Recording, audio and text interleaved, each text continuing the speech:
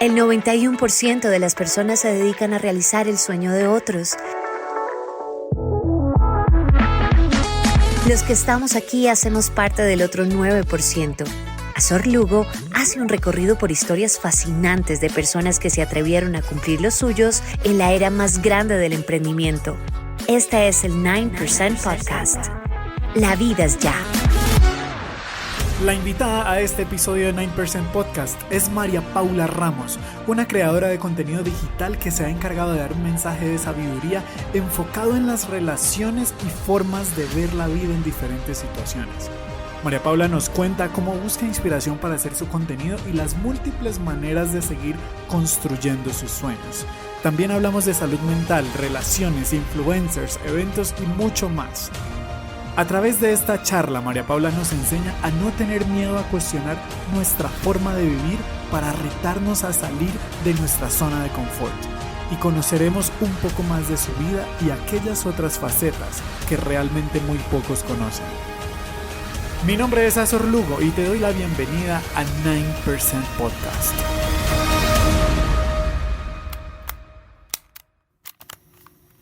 Grabando 9% Podcast. La banda sonora de hoy es Overnight, de Parcels.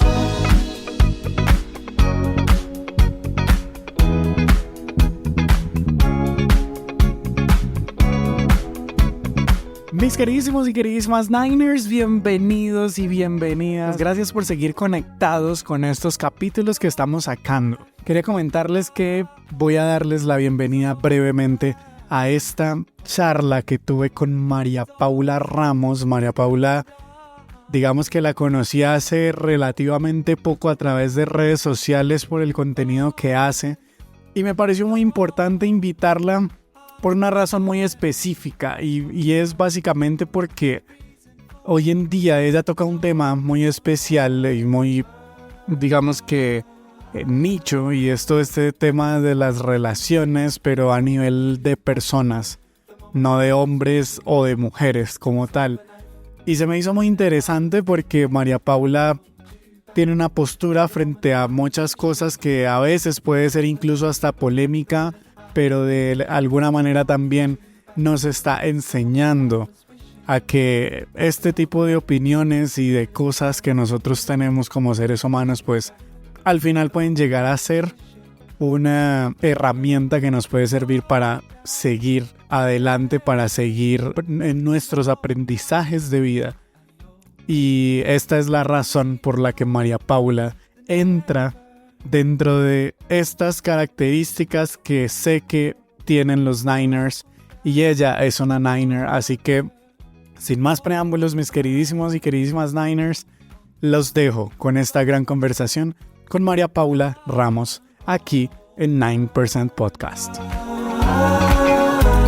The minute I was thinking to hold you back, the moment I was wishing it's overnight. María Paula, bienvenidísima a 9% Podcast. Qué orgullo y qué privilegio tenerte aquí en este programa. Muchas gracias por invitarme. Creo que es una forma muy linda de iniciar el año. Y de compartir un espacio donde, bueno, seguramente van a salir cosas muy especiales. ¿Cómo van las cosas? ¿Qué has hecho últimamente? Preparar todo para este nuevo año. Creo que siempre iniciar año es como una oportunidad, no de cambiar uno mismo, pero sí de replantear muchas cosas como uno las viene haciendo y hacerlas aún mejor. Entonces, creo que en eso estoy, como replanteando algunas cosas y viendo cómo puedo hacerlas aún mejor de cómo las venía haciendo. ¿Y cómo va iniciando este 2023 para ti? Pues imagínate si ya estoy invitada a un podcast, ¿no? Pues buenísimo. No, aquí bienvenidísima siempre. De verdad que, como te comentaba ahorita detrás de micrófonos, para mí es un honor tener gente que se dedique realmente a hacer lo que ama, que sea Niner, ¿no?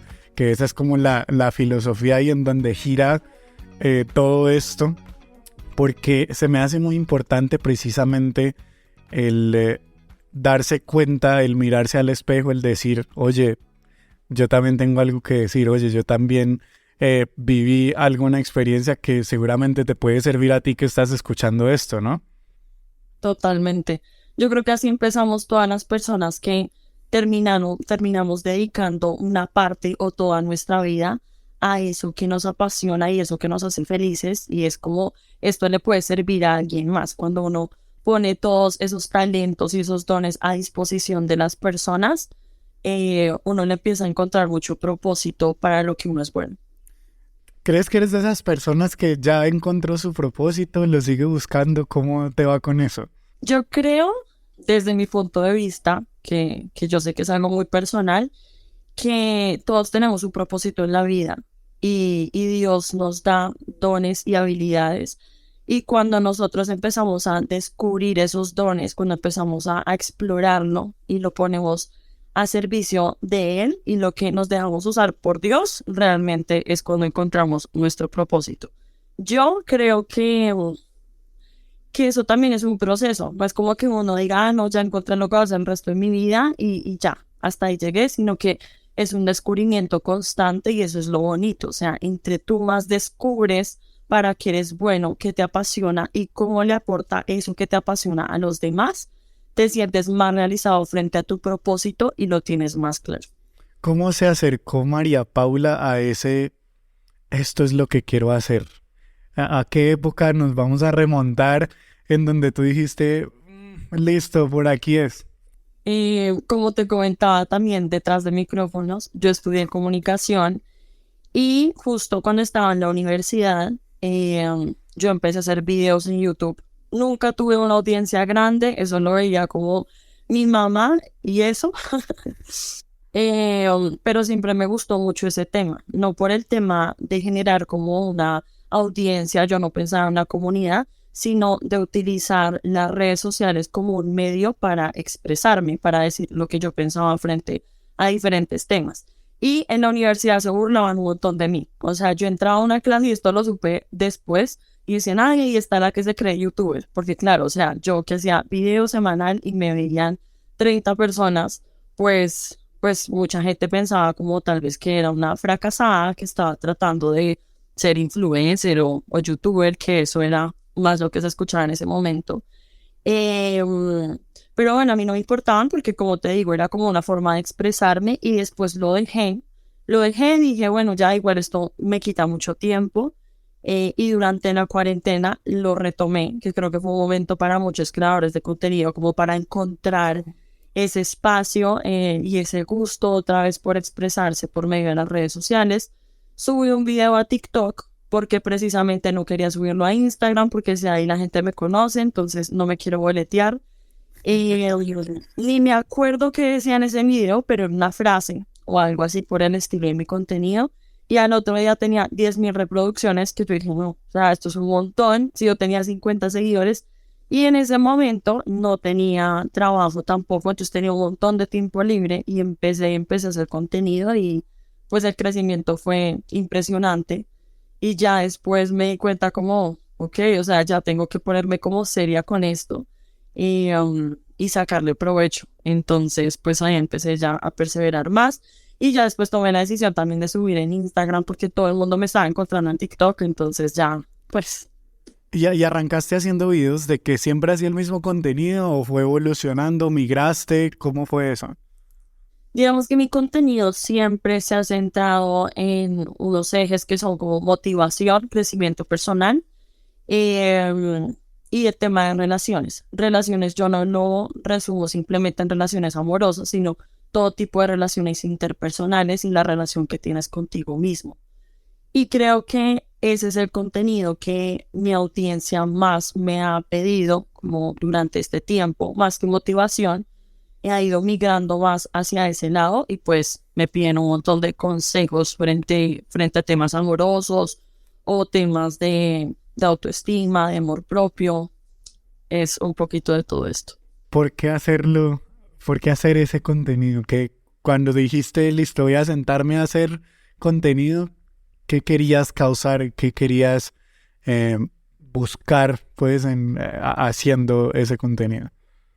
Al principio, yo creo que el contenido era más una forma de exteriorizar lo que yo estaba pensando y viviendo, y de todas esas lecciones que yo creo que cuando uno las verbaliza se vuelven aún más reales en la vida que uno tiene.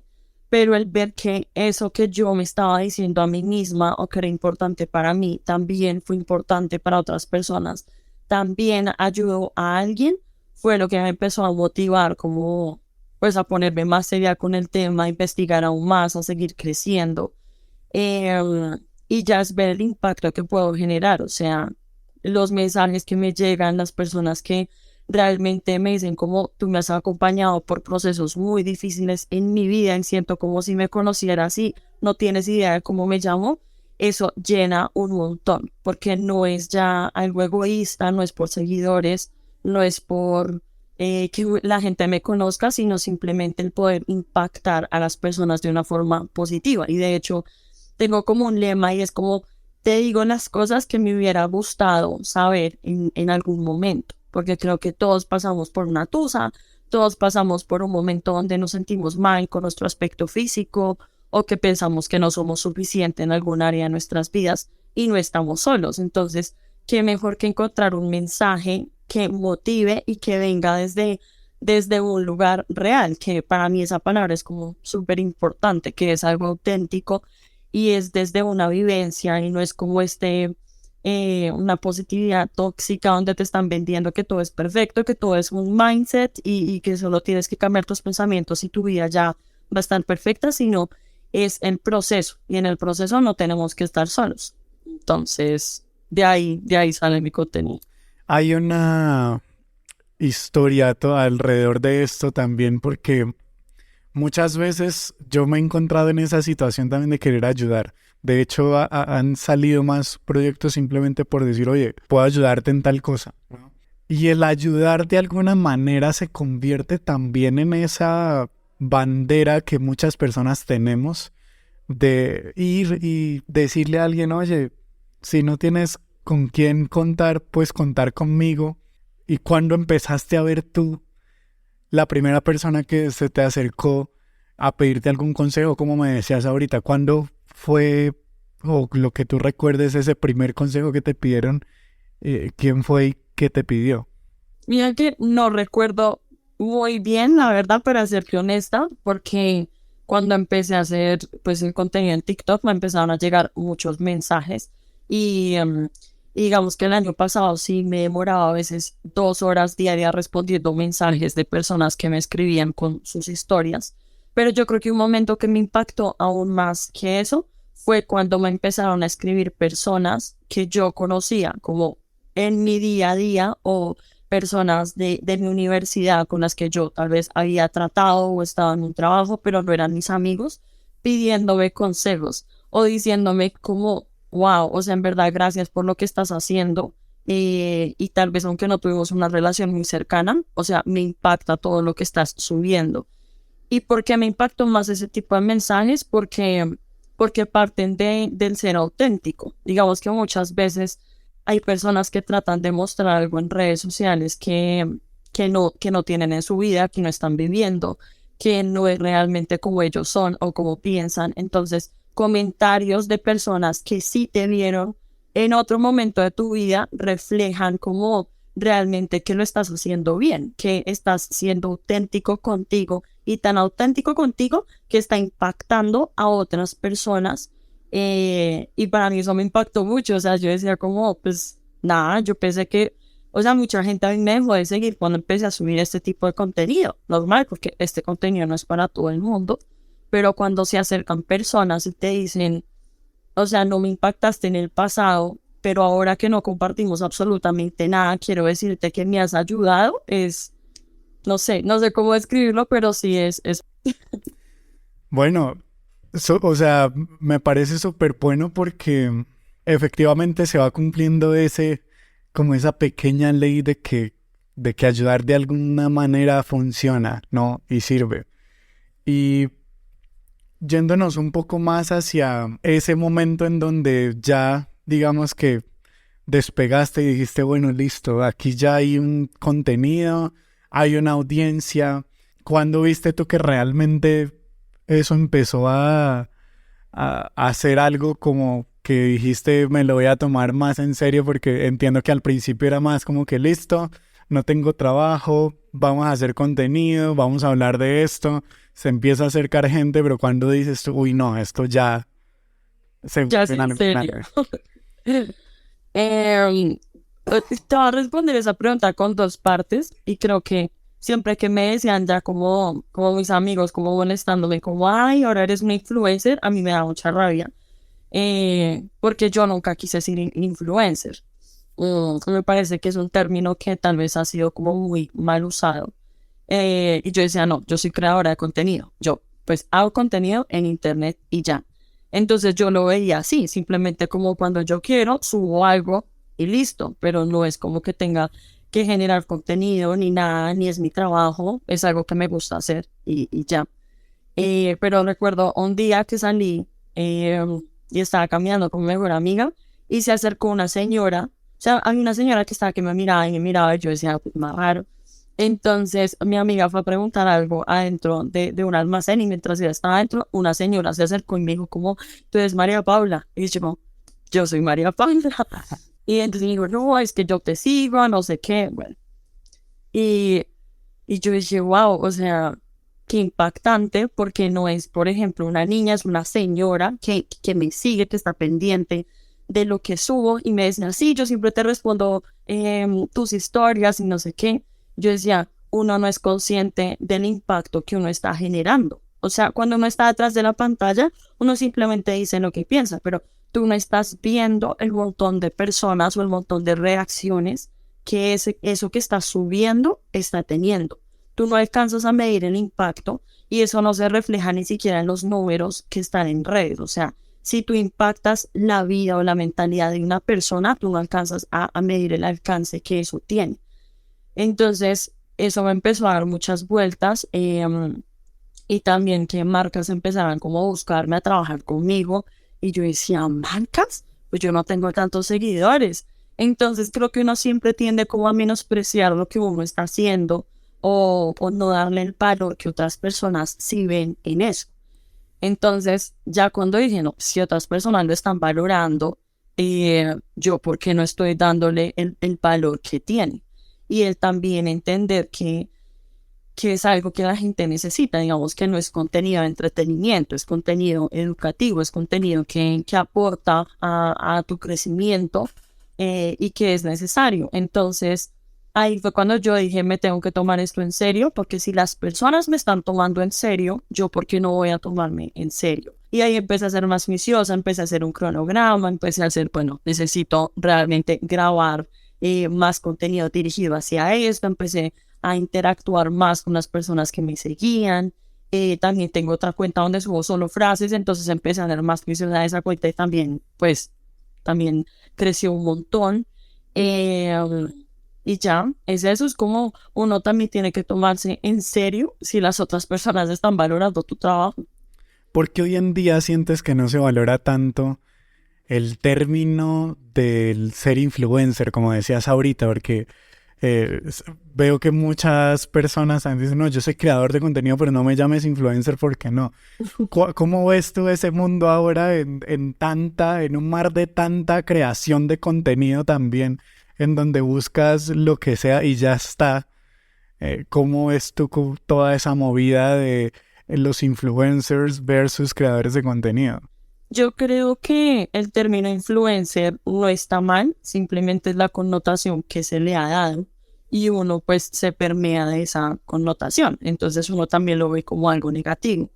Y creo que es porque ahorita te venden la idea de que cualquier persona puede ser influencer. Y sí, o sea, la viralidad está a la vuelta de la esquina si eres lo suficientemente persistente o ridículo. Entonces es eso, o sea, el término influencer pues viene de la palabra influencia y realmente ya no es eso. El hecho de que tú bailes o lo que sea y tienes un montón de visitas no significa necesariamente que estás influenciando, ¿sí? Entonces por eso digo que la connotación ha cambiado tanto que es mejor pegarse más al término de creador de contenido que creador de contenido. Siento que hay también como un trasfondo donde tienes que trabajar, donde tienes que realmente organizar algo para tu audiencia y crear, no simplemente copiar o imitar y ya está. Y siento también que hay muchas generaciones jóvenes que buscan la fama buscan llenar como vacíos simplemente por ser conocidos. Y a eso le llaman los influencers. No es que tiene muchos seguidores, es que es influencer. Y me parece una forma muy vacía de buscar cómo ser reconocido, porque si uno solo quiere seguidores por tener seguidores, o sea, no lo hagas. Te vas a perder en ese mundo porque no vale la pena. Simplemente cuando uno tiene algo que decir, cuando tienes algo importante que quieres darle a las personas, entonces simplemente esta es una forma de hacerla, es un canal más, pero nunca debe ser por buscar fama o por buscar crecer, sino simplemente es como por buscar, pues, decir lo que tú quieres decir y que la gente te escuche y que sea importante para alguien. ¿Crees que cualquier persona podría ser creador de contenido o dedicarse mejor a ser creador de contenido? Es- Creo que no a todo el mundo le gusta, claramente. O sea, hay personas que son muy negadas para las redes sociales y conozco mucha gente que es como, no me gusta subir nada. Eh, entonces, en términos de gustos, pues no. Ya en términos de habilidades o lo que una persona puede lograr, yo creo que cualquier persona puede lanzarse y ser creador de contenido. Ahora, no creo que todo el mundo pueda crear buen contenido o contenido realmente que llegue. Y creo que una de las claves más grandes para crecer en redes y crecer en la vida en general es la persistencia.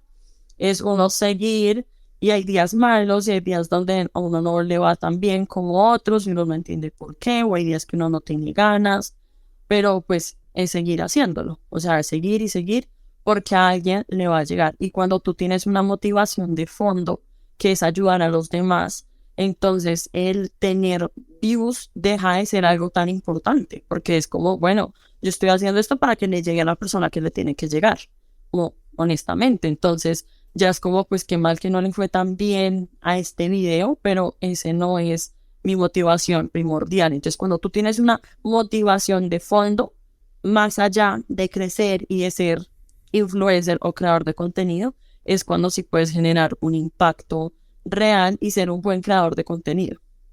¿Y en algún momento, María Paula, has buscado esos números? O sea, en algún momento has dicho, listo, si ya tenemos esta audiencia aquí con este tema, pues empecemos a buscar números.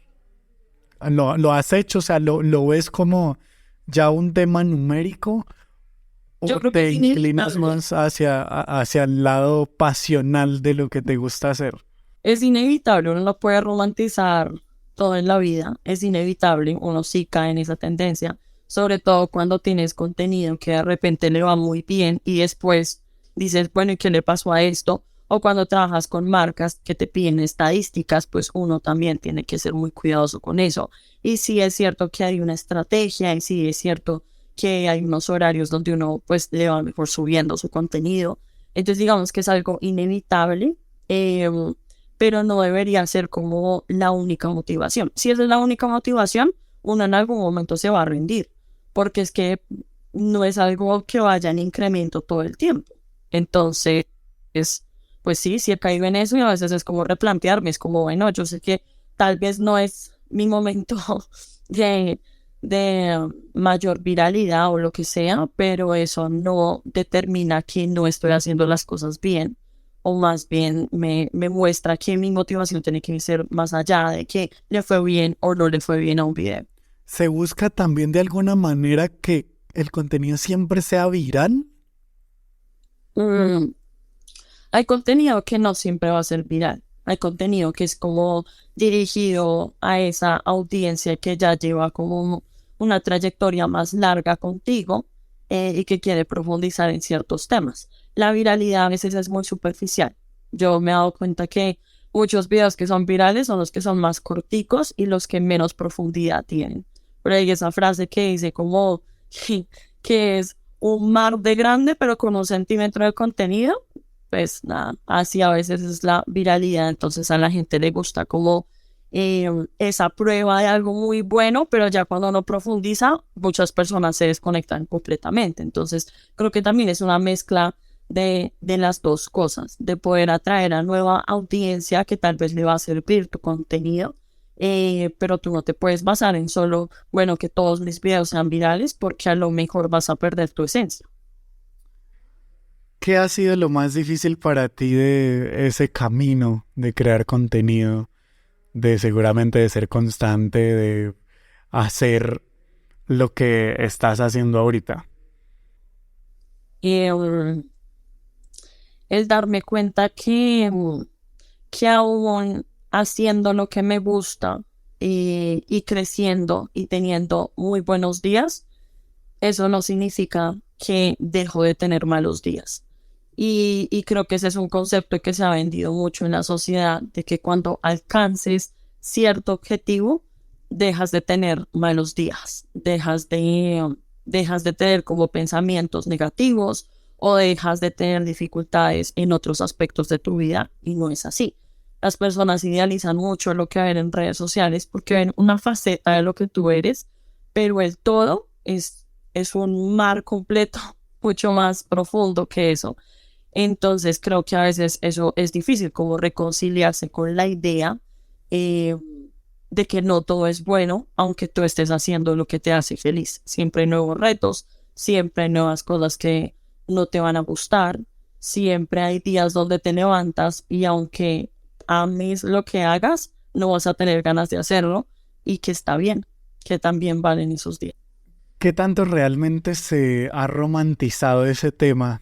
Y me encanta que lo toques porque sucede que muchas veces, no, si trabajas en lo que te gusta, jamás tendrás que trabajar en tu vida.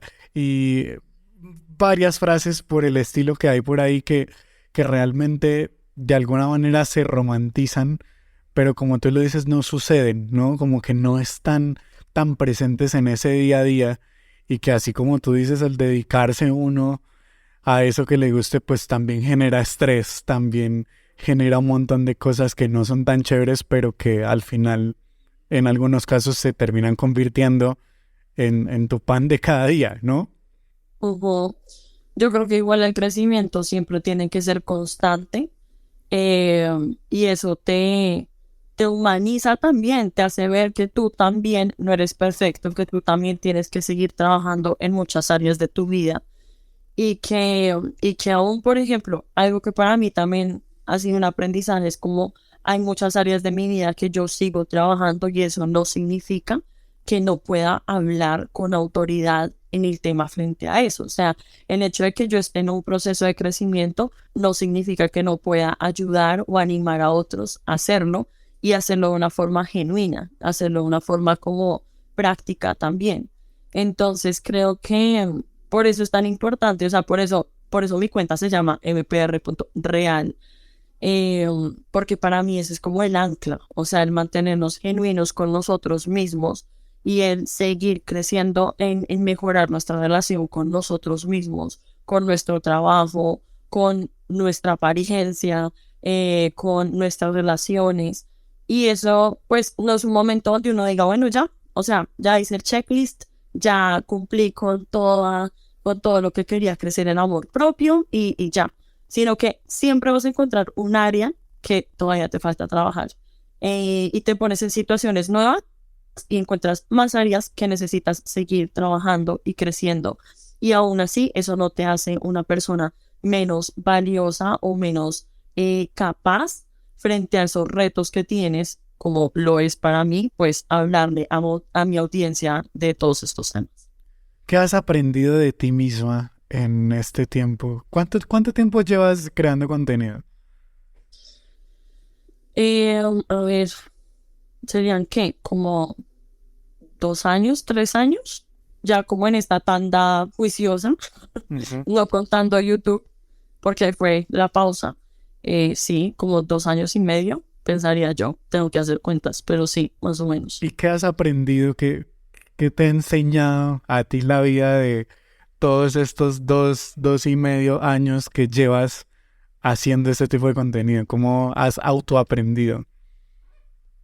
Uf, demasiado. O sea, la gente a veces me comenta como, ay, o sea, ¿cómo eres tan sabia? Y yo soy como, no, amigo, o sea, yo también me estoy dando este consejo a mí, o sea, no, no creas que me las sé todas. Entonces creo que cada cosa que digo se vuelve también un aprendizaje. Y siento que cuando uno lo dice a alguien, uno también se vuelve como más responsable, como de hacerse o no caso. No de ser como esa persona que da muy buenos consejos, pero su vida es un desastre, sino realmente de decir, ok, si te estoy diciendo esto o si estoy diciendo esto frente a una pantalla, me estoy comprometiendo a que yo también tengo que trabajar en ese aspecto de mi vida. Uno de los más grandes, diría yo, es el estar en paz conmigo misma, el no necesitar como la aprobación de un montón de personas a mi alrededor para sentir que estoy haciendo las cosas bien. Y creo que es muy normal uno buscar la validación de las personas alrededor para decir, ay, ¿será que sigo por este camino? Pero ya llega un punto donde la validación y buscar esa validación se vuelve algo súper desgastante. Y cuando tú realmente encuentras que tú estás haciendo las cosas porque te apasionan, pero aparte porque estás ayudándole a las demás personas, pues dejas de buscar una validación externa en gente que tú confías o gente que tú dices, no, pues me vas a decir si estoy yendo por un buen camino. No, yo ya tengo la certeza de que estoy haciendo las cosas bien y no lo hago por agradar a otra persona. ¿Vas a terapia? ¿De alguna manera buscas algún tipo de inspiración en otro lado para dar estos consejos? ¿Cómo te alimentas? Lo pregunto porque sé que en todo este tema de hacer contenido, a uno se le va acabando la pitica de la creatividad, ¿no? Entonces, pucha, a mí me cuesta mucho, por ejemplo, el traer un video nuevo, el hacer otro capítulo, el tratar de que suene diferente, pero es un reto, ¿no? Y los que lo hacen 100%, siento que tienen esa cosa de que encuentran en todo algo y son insights todo el tiempo y logran hacer un buen contenido, pero quería preguntarte eso, ¿cómo logras tú el mantener, no sé si llamarlo creatividad o contenido para hacer siempre o temas? Y importante pues también si vas a terapia porque siento que esto tiene mucho que ver con también, ¿no? En este momento no, en este momento ya no voy, pero sí siento que es algo que todas las personas deberíamos atravesar, porque la salud es algo integral y así como tú vas a un chequeo médico anualmente o no sé, en algún momento, porque es importante ver que estés bien, también es importante que tú analices o que alguien te ayude a tener como otra perspectiva de cómo estás frente a lo emocional. Lo emocional también es parte de esa salud integral que debemos buscar como persona. Y de hecho hay muchas cosas que si no se resuelven emocionalmente, pues van a tener una repercusión en tu salud física. Entonces creo que es fundamental. O sea, lo digo todo el tiempo, todo el mundo debería ir a terapia. Y admiro mucho a los psicólogos porque creo que es una labor muy difícil y el aprender también como a escuchar sin juzgar, el escuchar también sin cargarte con los problemas de otra persona es algo que es un reto muy grande.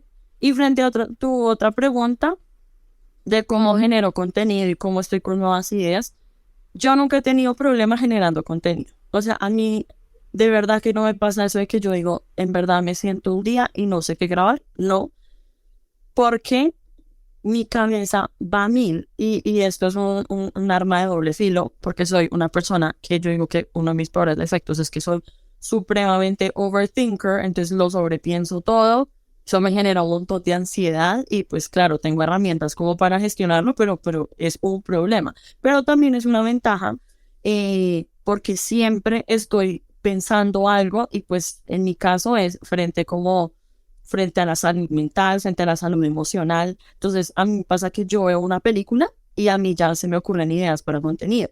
Yo leo un libro y yo ya estoy anotando porque digo, esto lo tengo que decir a mi manera y esto yo lo pienso de esta forma. Yo escucho a alguien y digo, claro, o sea, esto también lo tengo que decir. Y me gusta escribir mucho. Entonces, antes de crear contenido, tenía un blog. De hecho, me gusta más escribir que grabar y todo esto. Entonces, mis notas en mi celular están llenas de guiones. Entonces, en cualquier momento libre que yo tengo, simplemente digo, bueno, ¿cuál voy a grabar? Pero siempre tengo un montón de guiones pendientes y contenido que está ahí a la espera, o inicio una idea y después digo, esto lo tengo que procesar más y la termino. Entonces, creo que cuando tú hablas de algo que genuinamente es importante para ti, constantemente estás pensando en eso.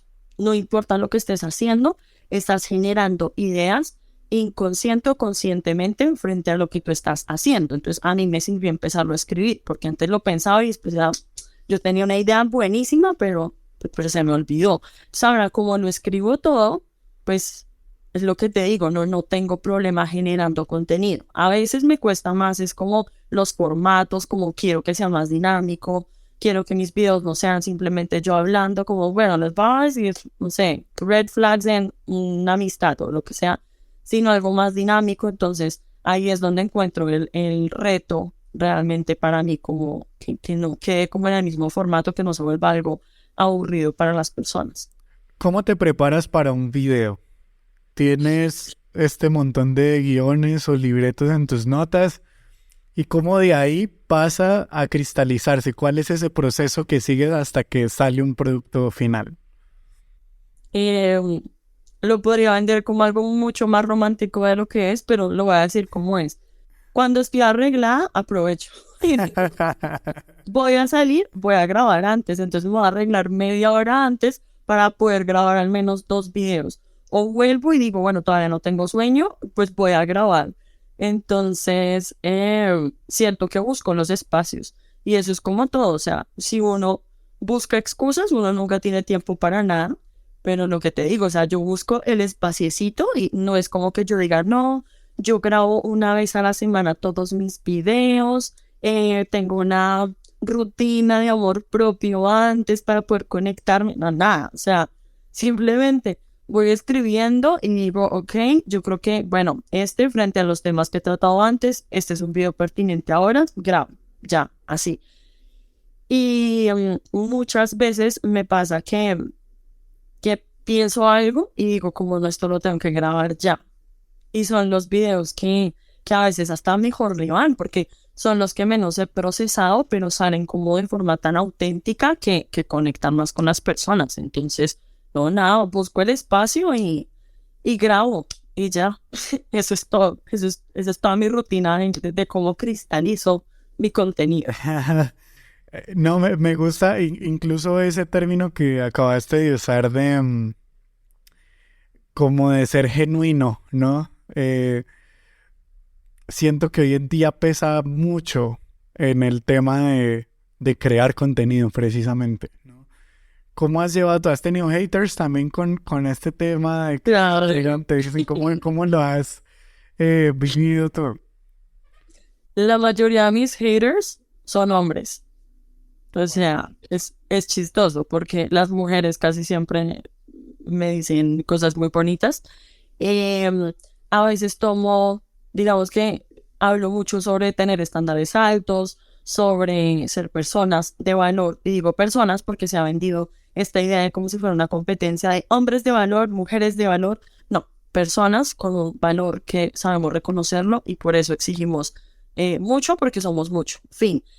Pero hay personas que se lo toman muy a pecho y creo que se sienten como puestos on the spot. Entonces dicen como, uff, o sea, acá me están, no sé, acribillando con estas palabras. Entonces empiezan a escribir un montón de cosas. Pero no es muy usual, ¿sabes? O sea, eso pasa en un video cada 50 videos. O sea, no es algo a lo que esté acostumbrada. Y nada, me dicen que por mi contenido, lo que sea, entonces como voy a quedar sola, que realmente que yo estoy buscando, yo no sé, alguien que no existe. Bueno, comentarios así vacíos que yo sé que parten de inseguridades que tienen esas personas y simplemente las están proyectando a una desconocida. O sea, es algo absurdo. Y ya, pero pues no le doy importancia, obvio, hay días donde uno es más sensible, entonces es como, esta persona ridícula, que hace comentando, pero al final es como, pues nada, ¿qué pesa más? ¿Como el impacto que tú estás generando o simplemente que una persona proyectó sus inseguridades y te escribió algo? Porque pues es muy fácil criticar detrás de una pantalla. Entonces... hace poco, muy poco, a lo que se está grabando este podcast, y vi que hiciste videos sobre eso también y quería preguntarte sobre el tema. Sé que ya sabes hacia dónde voy, pero hoy en día se ha vuelto, como tú lo decías ahorita, una competencia de quién es más, quién tiene más. No me voy a juntar con... y tú hablas mucho también de una filosofía como muy de lo exijo porque lo soy, ¿no? Tú me corriges si estoy bien. Bien. ¿Hasta dónde hay esa pequeña línea entre eso que tú dices, profesas, haces contenido, a lo que vamos a hablar de que hace poco una chica se volvió viral porque tiene un checklist de cosas que un hombre tiene que tener para salir con ella? ¿Cómo esto es y dónde encuentras ese diferencial y esa pequeña línea en donde dices, no, de pronto por acá sí, pero en esto no?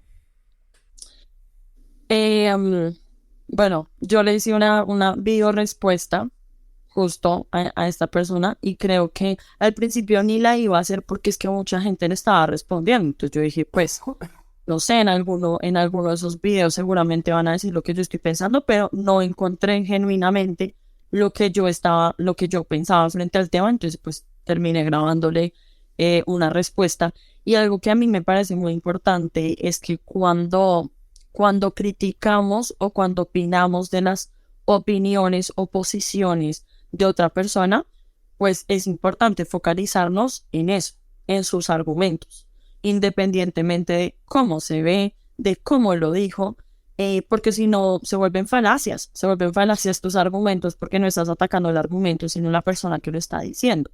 O sea, uno no puede juzgar la apariencia de alguien o simplemente porque alguien se ve de determinada forma, entonces, no, esa persona sí tiene derecho a tener estándares altos. Me parece algo ridículo. Eso por un lado. Y por otro lado, creo que hay una línea muy delgada porque ahorita se está vendiendo el empoderamiento femenino como si fuera un desprecio constante hacia los hombres. O sea, como si los hombres tuvieran que hacer un esfuerzo muy grande para probar que ellos no son pues parte de estas personas que no sirven para nada y que no te aportan nada. Entonces, como yo soy muy independiente, entonces no necesito de la presencia de estos bichos extraños. Y es como, ¿por qué se está permitiendo este tipo de discurso?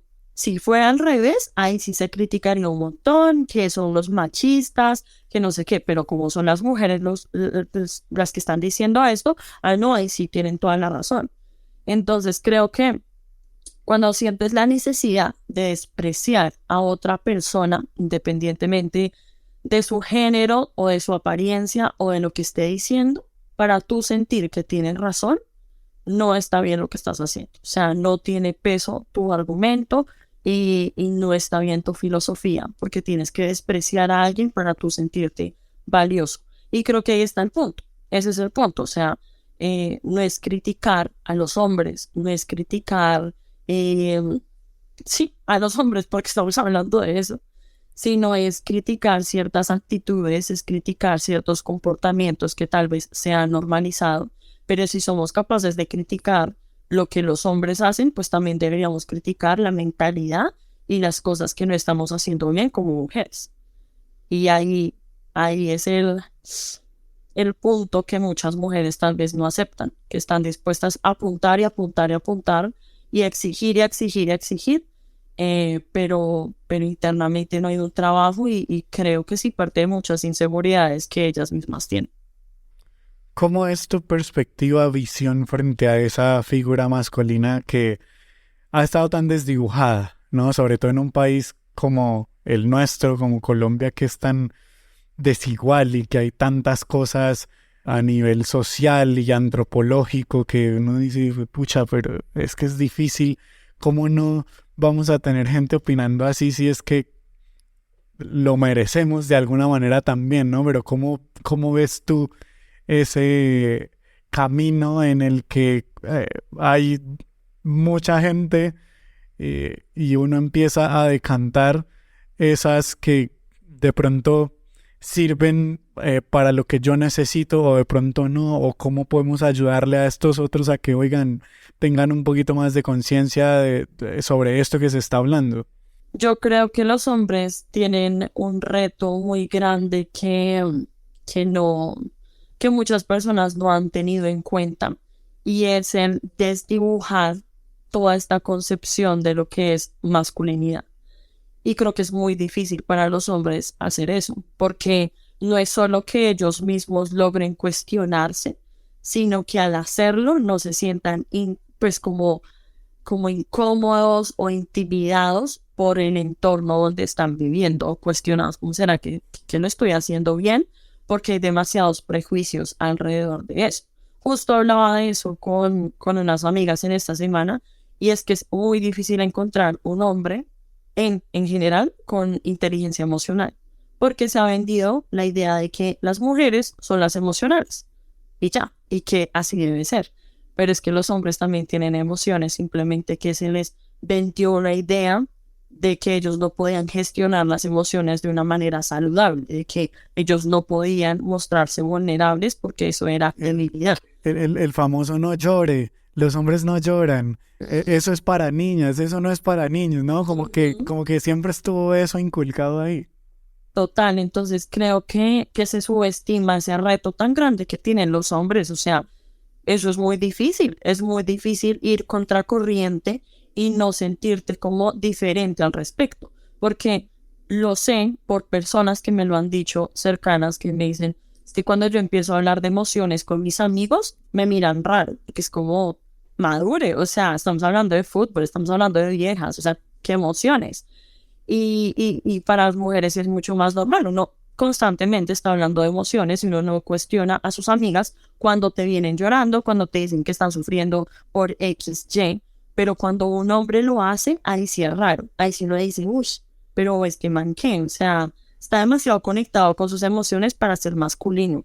Y eso es un reto muy grande, y creo que sí se necesitan más hombres que impulsen eso, que lo impulsen desde el reto que es y desde lo difícil que es en esta sociedad ir en contra y poder cuestionarse aspectos de la vida y poder conectar con ellos mismos para tener así relaciones mucho más saludables de cualquier tipo. Con esta posición que has construido y que de hecho estoy muy de acuerdo porque, como te decía, ahorita está muy desdibujada, siento yo esa figura masculina, pues a nivel social, ¿no? En la que incluso también hay clubes de mujeres hablando mal de hombres, ¿no? Porque es que también se llega a generalizar y a decir, no, es que ellos hacen, y ellos piensan, y ellos son así, y un hombre nunca te va a decir eso porque es que no es capaz de pensar de cierta manera, ¿no?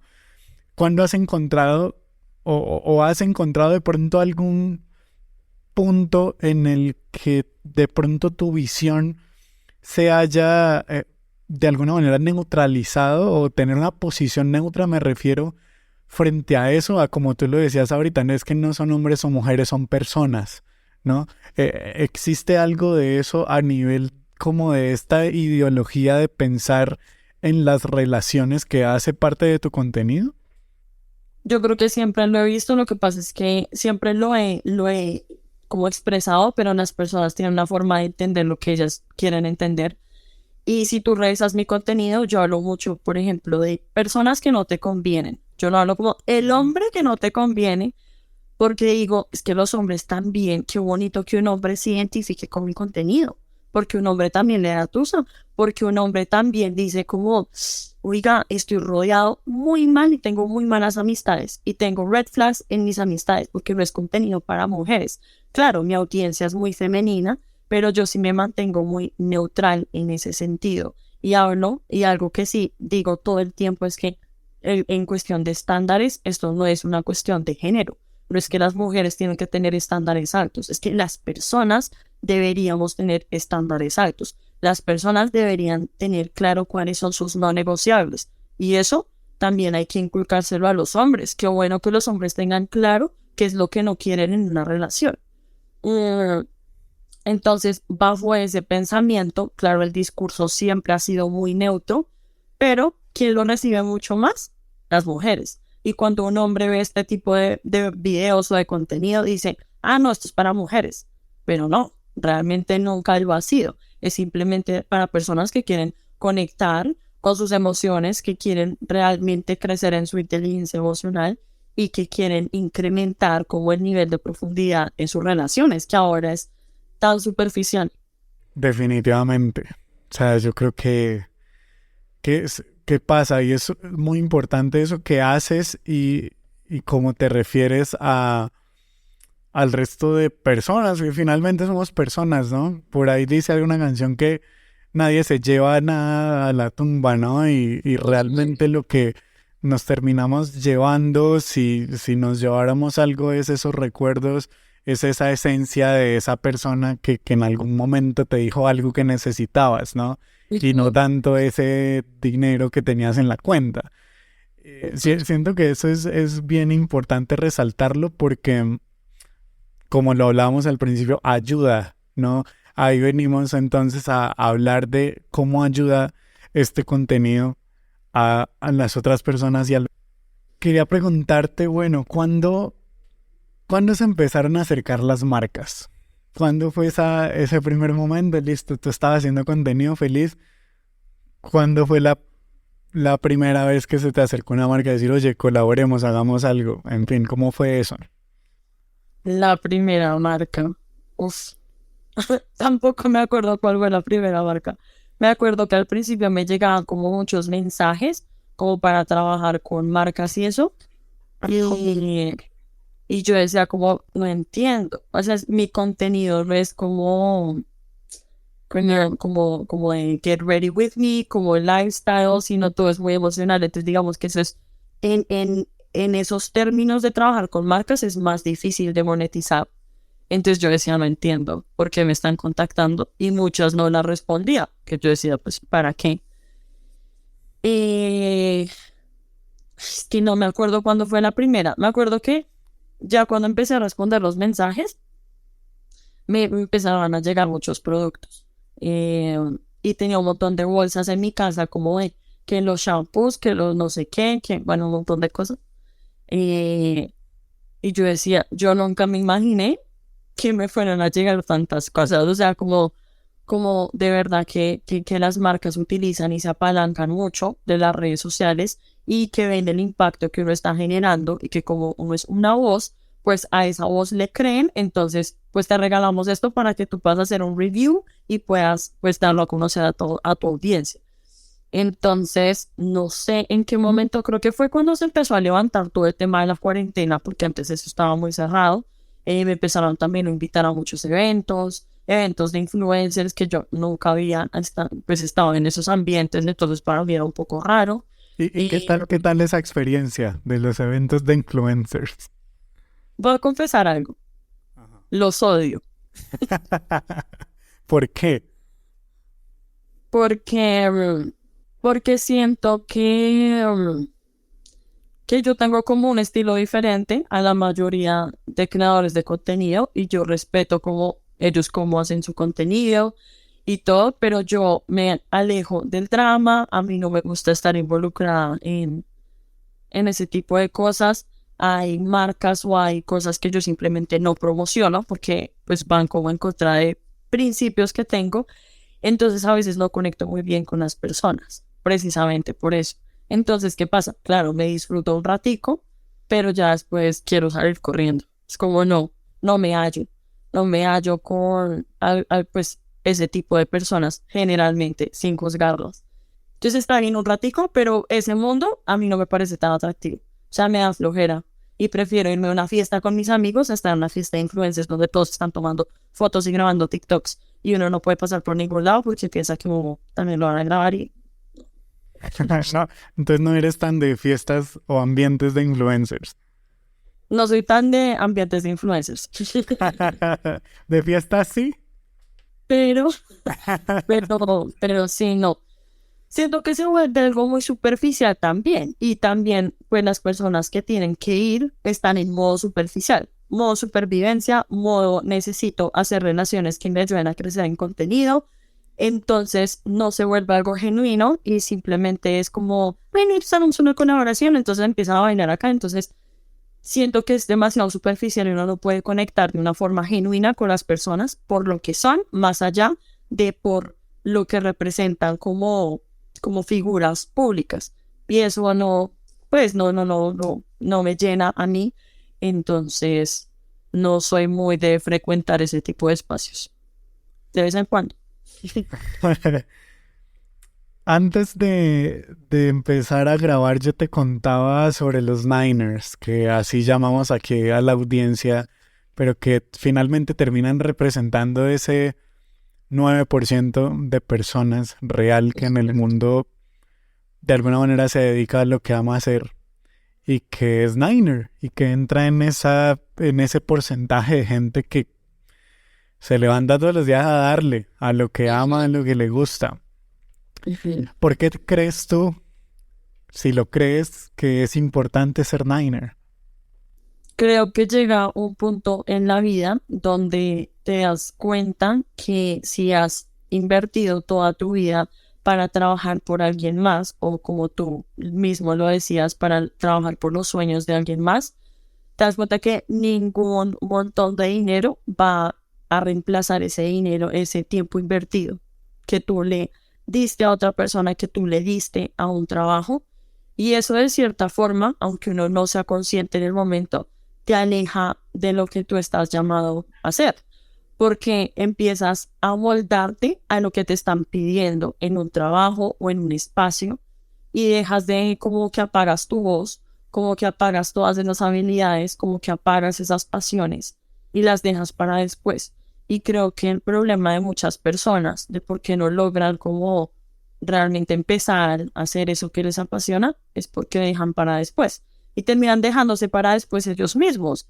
Y siempre piensan, bueno, lo empiezo el próximo año, o lo empiezo cuando tenga más dinero ahorrado, o lo empiezo cuando tenga tantos años, o lo empiezo cuando me sienta más seguro de mí mismo. Y es una mentira que nos han vendido porque nunca nos vamos a sentir listos para empezar. Y eso no significa que no estemos listos o que no tengamos todo por dentro para lograrlo. Claro que va a ser difícil, claro que hay muchas cosas que te va a tocar aprender en el camino, pero creo que lo más bonito es uno empezar con lo que tienes, empezar con lo que eres y no romantizarlo. Muchas veces, yo por ejemplo, yo hago contenido, pero también tengo otro trabajo y es súper difícil a veces como dividir el tiempo y decir tengo que cumplir con mi trabajo de una forma responsable, darla toda, pero también sin descuidar todo esto que estoy construyendo y que también veo que mi futuro también, pues estoy invirtiendo en mi futuro. Entonces, claro que vas a tener que hacer sacrificios, pero lo importante es no dejar para después, porque si uno tiene como eso por dentro, que uno siente que tiene que empezar, que uno siente que tiene que hacerlo, uno no puede ser como callar la voz que uno tiene en esa intuición, en esas ganas de hacer un cambio en su vida, porque ahí es cuando uno lo tiene que hacer. Y uno tiene todas las herramientas, lo que pasa es que uno no se la cree y hay que creérsela para que los otros también se la crean alrededor. Muy difícil eso de repartirse. ¿Cómo haces? Es la vida de Hannah Montana. Sí, es difícil. Es difícil porque más cuando uno ama también su trabajo, que es mi caso. Yo trabajo. Soy profesora. ¿De qué? ¡Qué bien! Entonces, esto es una confesión que nunca lo pongo en redes, nunca muestro esa parte de mi vida. Trabajo en un colegio.